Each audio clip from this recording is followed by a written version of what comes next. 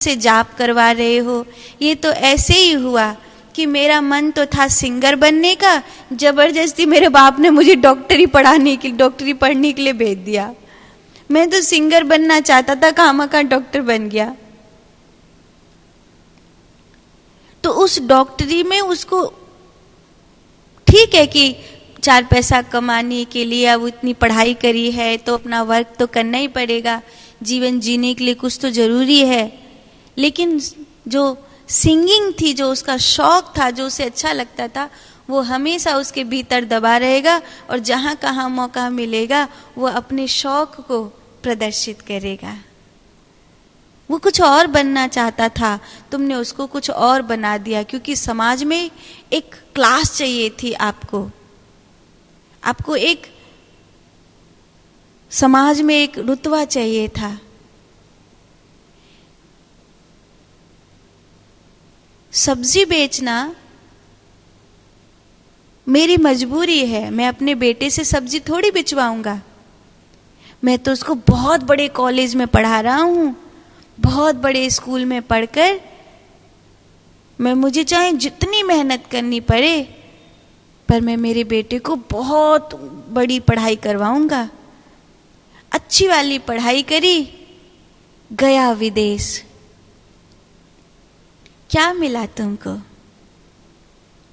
तुमने उसकी मन की सुन ली होती तो तुम सब्जी बेच रहे थे, हो सकता है तुम ठेले पर बेच रहे थे। तुम्हारा बेटा इतना काबिल होता कि वो उसके शोरूम लगवा देता, उसकी सप्लाई देश विदेश तक होने लगती, वो और 1000 लोगों को काम दे पाता। और तुमने कहाँ उसे उस अंधी दौड़ में फंसा दिया कि जहाँ 50 लाख लड़के नौकरी के लिए भाग रहे हैं, वहाँ एक सब्जी वाले का बेटा भी भाग रहा है। और तुम उसके लिए कमा कमा के पैसा दे रहे हो कि चाहे मेरी चमड़ी बिक जाए, पर तुझे तो मैं उस बड़े पदवी पर बड़े ऑफिसर बना के छोड़ूंगा। बड़ा ऑफिसर बनेगा मेरा लड़का, बड़ा ये बनेगा। बड़ा क्या है? ये थॉट प्रोसेस ब्रिटिश सरकार के अनुसार तय मत करो, ये थॉट प्रोसेस भारत के अनुसार तय करो। और अगर भारत के अनुसार तय करोगे तो एक हर छोटी चीज हमारे यहाँ बड़ी होती है। जैसे हम कहते हैं कोई भी काम छोटा नहीं होता, हर काम बड़ा होता है। कोई भी सेवा छोटी नहीं होती, हर सेवा बड़ी होती है। ऐसे ही अगर तुम्हारा बेटा बड़े होकर अगर कालीन बनाने का काम भी करता, फर्श बनाने का काम करता, कोई पार्ट्स बनाने का काम करता, तो उसमें भी वो बहुत बड़ा आदमी हो सकता था, अगर तुमने अंधी दौड़ में नहीं दौड़ाया होता तो अच्छा क्या लगता है? बात तो ये है ना कि अच्छा क्या लगता है। अध्यात्म में भी यही है।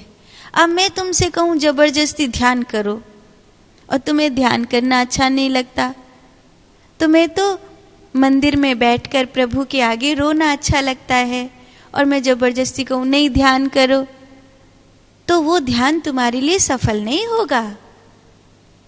अब तुम्हें तो ज्ञान मार्ग अच्छा लगता है और मैं तुमसे कहूं नहीं, भगवान के आगे बैठकर रो, प्रार्थना करो, मनाओ, भगवत प्राप्ति की ओर बढ़ो, तो तुम कहोगे मुझसे नहीं रोते बनता। एक ढंग है जो आपके लिए बना है, एक तरीका है जो आपके लिए बना है। उस तरीके को जानो, उसको पहचानो और उस पर चलो, तुम्हारी भगवत प्राप्ति सुनिश्चित हो जाएगी।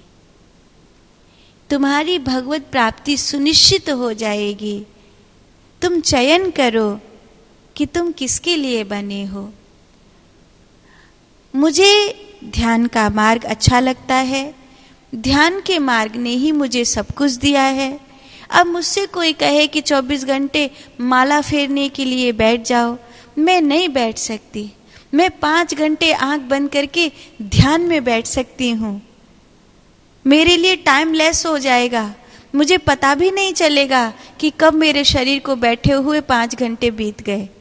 लेकिन अगर मुझसे कहोगे कि माला फेरो, मुझसे कहोगे परिक्रमा लगा लो, तो वो नहीं होगा, मेरे लिए वो नहीं है।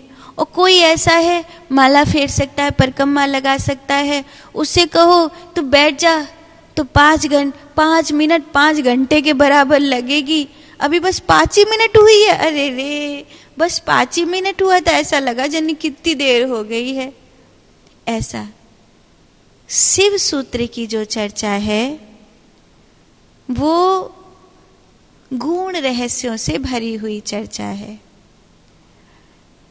मेरी जो इन 31 दिनों की यात्रा है, उस 31 दिन की यात्रा में जो आप और हम सत्संग की 9 बजे 7 बजे से लेकर 9 बजे तक की इन घड़ियों को जी रहे हैं, ये वहीं तक की यात्रा है जहाँ तक मैंने जाना है, मैंने पाया है, जो मैंने अपने गुरुदेव से सीखा है। कितना किसको समझ में आ रहा है ये तो आपके प्रश्न से पता चलता है, आपके भाव से पता चलता है, आपके समर्थन से पता चलता है। ठीक है, अपनी ओर से प्रयास यही है कि डंके के चोट पर उसी को कहूं जिसको मैंने पाया है। शिव सूत्र के 72 सूत्रों की चर्चा अब तक हम कर चुके हैं। कुल 77 सूत्र हैं और इन 77 सूत्रों में 3 अध्याय हैं। एक शाक्तोपाय अध्याय, शांभोपाय अध्याय और आणोपाय अध्याय। शांभोपाय अध्याय प्रथम है, शाक्तोपाय अध्याय